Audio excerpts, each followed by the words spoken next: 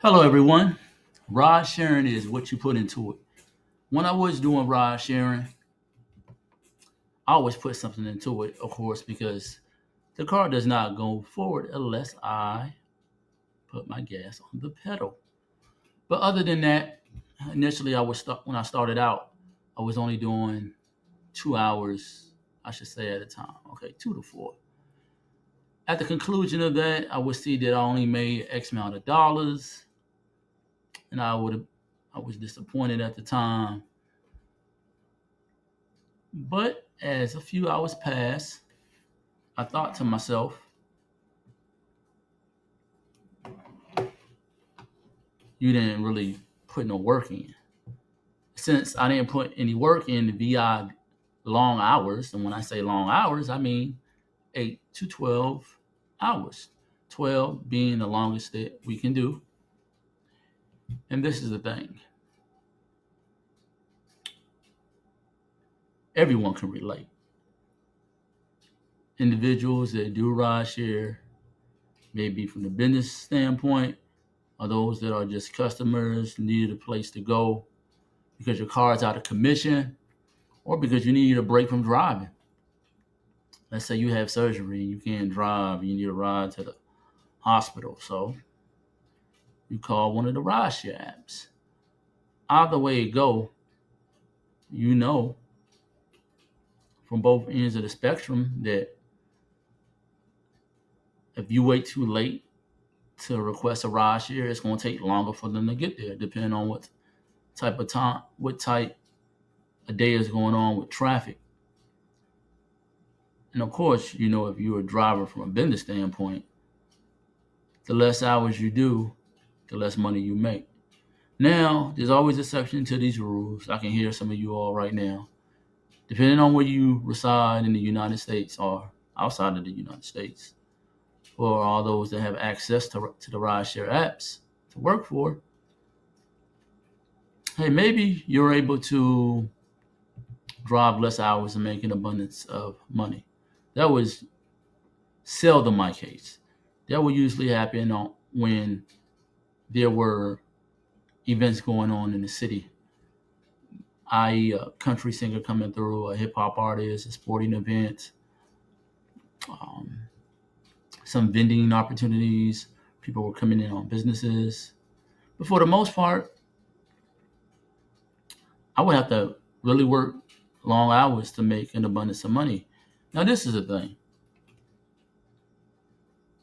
There's nothing wrong with that because my mindset when I was doing rideshare was like, hey, put in the hours so you can get the output. I mean, who am I to put in 2 hours, 3 hours, even 4 hours of driving, expect me to make the currency of a 12-hour driver? Because this is the thing, especially depending on what time I would have started. So let's say I started at dawn, I'm going and I did 12 hours. I'm usually gonna make more money than a person that started at dawn and only did 4 hours, if all things being equal. And the reason being, the things that the person that drive 4 hours was not able to experience. So if I'm starting at dawn, I'm able to be a part of the early surge where all rideshare contractors get a boost in the payout. That's not even including tips. And usually in the morning, it's always an abundance of traffic because everyone is trying to get to work. And when I say early, I mean 4:15 a.m. early. Now, also, we have to think about those that hop on the plane. At least in the DFW area, airport closes as we know. We start flights. Flights stop at a certain hour, but they're always open. So people were always calling the rideshare apps, requested to be dropping off at the airport. Even some had a brief schedule, and that was always a bonus. Then okay, once we go beyond that, you get to around noon. And then even during lunch times, in most cities, at least the one I was residing in, between that 12 and 3 o'clock, that was an extra surge. So extra $10 here, $15 here, and then we already know about the evening driving in rush hour traffic. later at night, depending on the day of the week, you can make an abundance of money driving 12 hours. You just can. And it all adds up. And it's an amazing thing. So for anyone out there that's pondering on about getting in the ride share, you have the detractors that may say, hey, you're going to put a lot of miles on your car. You're going to have a lot of wear and tear. I would advise you to tell them, thank you for your concern. And I'm going to make sure and take that into consideration.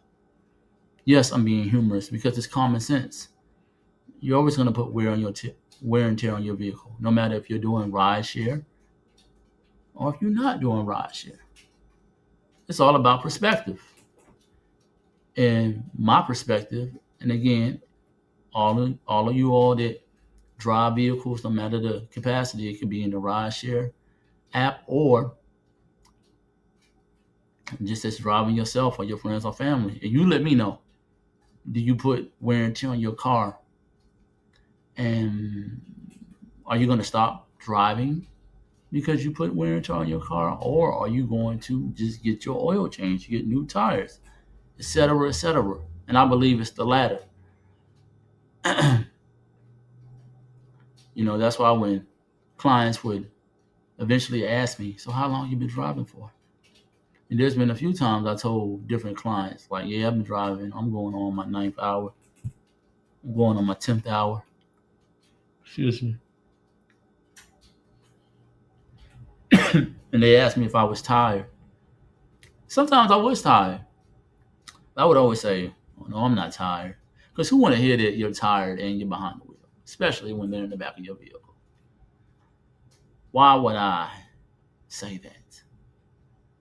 Since body language tells a lot, they didn't really have to ask me, but I never was like, yeah, I'm exhausted. And just like, it's what I put into it. And sure enough, as we were on the commute, most of the clients would say, hey, you're right. It is what you put into it. And you be safe out there and you be careful. But there's always were a few individuals that would ask, what about the wear and tear on your car? I like it comes with the game of doing rideshare. The day I pulled it off the lot, as you pulled your vehicle, if you have your vehicle, this is what I was telling the client, or when you get your new vehicle, you're gonna still be driving it when you pull it off the lot. In fact, you're gonna drive it anywhere you want to go. So ride sharing, the most part on the front end, helping people out, being of service, and then on the back end, doing those 10 to 12 hours on a consistent basis, that's the byproduct. So that's how one can turn it into a business. That's how one can build it to be a good source of income. Now I haven't been in rideshare for a while. I'm never gonna get back in it. I know they say never use the N word, never, but I'm never getting back in it. I had wonderful experiences. No negative things to say, though I had some negative experiences. It didn't last long. I can get into that in another video. But anyone that's thinking about getting in the rideshare, just know it's all what you put into it. But that's the case with everything in life. Exercising, meditating, learning a new skill, fasting, stretching. It's all about what you put into it. But the main thing of this is ride sharing. I heard when I was doing it, some people were telling me they couldn't do ride share because of the strangers getting in their car. And the main thing was the damage that it does to their car. They don't want to ruin their car. But I understood where they were coming from because you do put a lot of miles on your car. But everything comes with trade-offs, especially when one does ride share. So if you want to make an abundance of money, you have to put wear and tear on your car. You have to, whatever one wants out of the situation, they have to put into it. Some people live in Fantasyland, Disneyland. They think they can just put in little hours and get a lot out. That's not a recipe at all. That's not a recipe for success. That's a recipe for lying to yourself. But if you're honest with yourself and you know you're not putting in the work, like my individuals out there that are pondering about getting in a rideshare, those that are currently into it, then you're playing yourself all around. That's just what it is. But hey, what do I know? I just once did over 2,000 rides, and always, for the most part, I was able to receive a lot from doing rideshare. But the main reason was from what I put into it. So yes, this is all for today. Just wanted to bring this to you all, and you all have a good one. Talk to you all later. Peace.